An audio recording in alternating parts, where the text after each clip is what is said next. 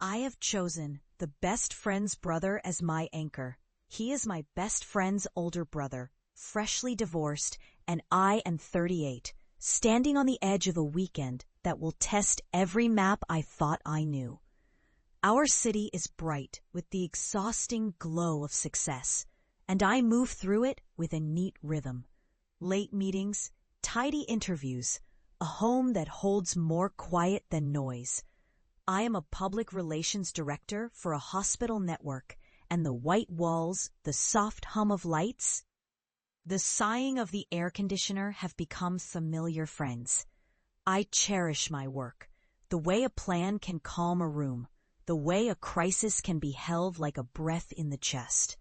Yet beneath every well-lit surface there is a small ache I pretend not to notice, an ache for something less clean, less orderly, something I could not name. I keep it tucked behind a bright smile, behind my wedding ring that gleams in the evenings, behind the hush I give to my own reflection when I run the sink at night and listen to the water.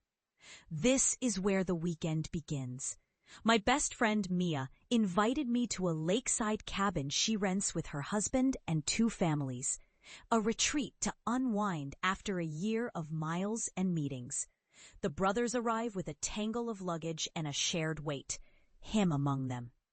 Breathing a little harder than the others as if the divorce papers still rustle in his pocket.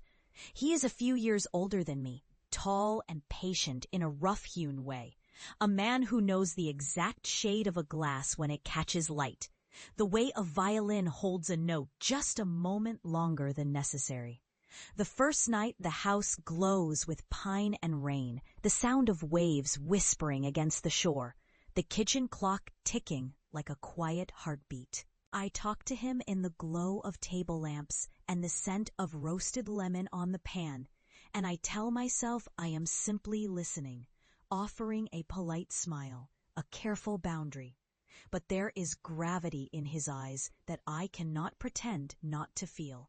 A slow warmth that slides along my skin when he names a memory of our youth, how he watched us ride bikes through summer streets, and how his calm voice kept our nerves steady as a tide might. The kiss of a wind-blown curtain and the closing of a door make us pause, and the accidental brush of his hand against mine seems to burn for a long, patient moment that stretches into something that feels almost sacred and certainly dangerous. The setup of my life feels complete. I have a stable job, a reputation I protect, a circle of friends who know me as steady, reliable, and kind. My marriage, though not perfect, is a steady harbor. We share rituals and conversations that keep the house from turning cold, and we learned how to endure the long stretch of days when love turns into habit. I am grateful for this, and I am also grateful that Mia reminds me to step out of the routines that can make a person small. The weekend unfolds with laughter and late-night talks. With a fire crackling and coffee so strong it makes the room seem bright in the early morning, the dew on the windows cold on my fingertips. Yet every time I glance at him, I feel the old ache reawaken, the ache I learned to live with when I was younger and thought love could erase fear. He speaks with care about his children and his plans for a future that does not include a wife yet, and his gaze lingers on me, as if I am the missing piece he did not dare admit he was seeking. We do not plan anything reckless. We do not whisper promises. We simply begin to notice each other more, to notice how our shoulders align when we walk along the shore, how his breath catches when I laugh, how he keeps his hands to himself even as his eyes tell a different story. The inciting incident arrives in the quiet hour after the others go to bed. The room is pale with moonlight, the air sweet with pine and rain. And I stand at the window, listening to the lake breathe.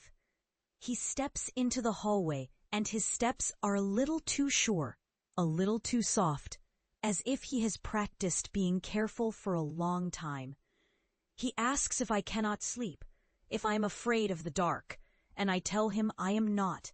I am simply listening to the world, not knowing what to do with the ache inside me that won't quiet down. Then there is the moment, one breath, two breaths, a long unplanned touch of his hand to mine as his mouth opens to say my name in a way that makes my heart answer before my brain can intervene. It is not a kiss, not yet, but it is enough to rewrite the map of my days, enough to make the weekend feel like a door left ajar, a choice I might someday regret pulling closed. Rising action follows in a slow, patient current. We begin to meet in the kitchen when the house is asleep. We talk about music and old songs our parents sang, about the small losses we have carried, the death of a grandmother I never told him about, the way his divorce ended a chapter in his life and began another that I am already part of. Whether by choice or by fate, I cannot say. The more I learn about him, the more I realize I am listening not only to a man, but to a map of old wounds and new hopes.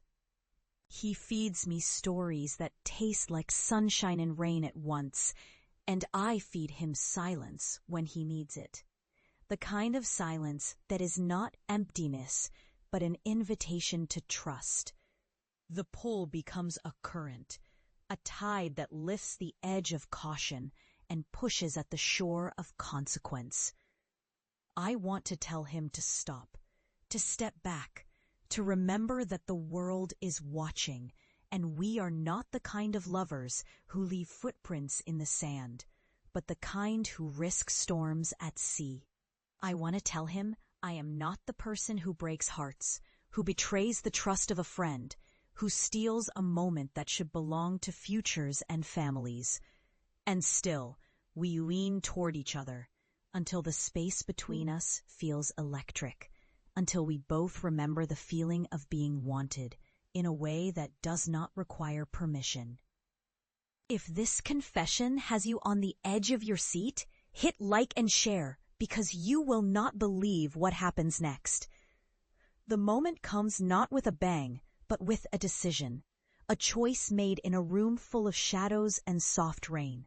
We do not cross the line in that cabin, not then, not with the world spinning beyond the windows and Mia's laughter somewhere in the distance. We choose a boundary, a promise to wait.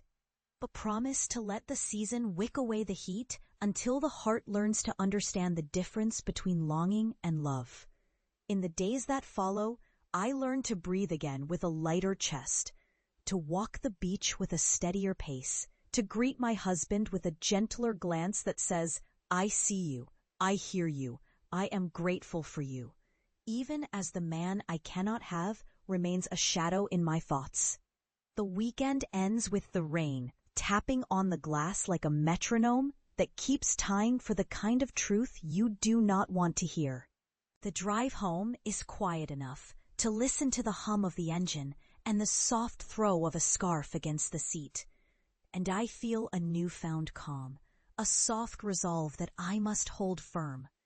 I return to a life that seems almost the same, yet something crucial has shifted.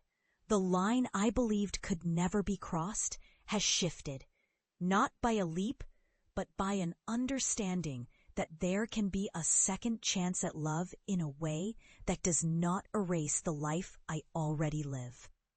I tell myself the forbidden love I tasted was real, but it was also a warning, a signal that I can still choose myself, that I can still demand honesty, that I can seek a future where desire and responsibility learn to walk together rather than pull apart. My marriage remains a source of strength, not a shadow. My best friend's trust remains intact, not a casualty. And in the quiet corners of the evenings that come after, I wonder if I could ever open the door to a future with him. Marcus, the name I have given the man who asked me to stay, but who chose to let me go. Not because he did not want to stay, but because he wants to be the kind of man he could be for the world he lives in. The answer is not written in grand gestures, but in the daily acts we choose to honor and forgive. I ask for patience, for time, for the ability to forgive the past and to believe in a better version of love that includes honesty, respect, and a future I can claim without fear. The cabin remains as a memory carved into my skin, a soft scar that reminds me of what I learned about desire and responsibility, and the way a second chance can arrive quietly, wrapped in a simple touch and a shared glance that says, "We deserve to want more. We deserve to be brave. And we deserve a future where love does not demand a betrayal to be real." If you crave more raw, emotional confessions, please like, share, and subscribe. Your next chapter awaits.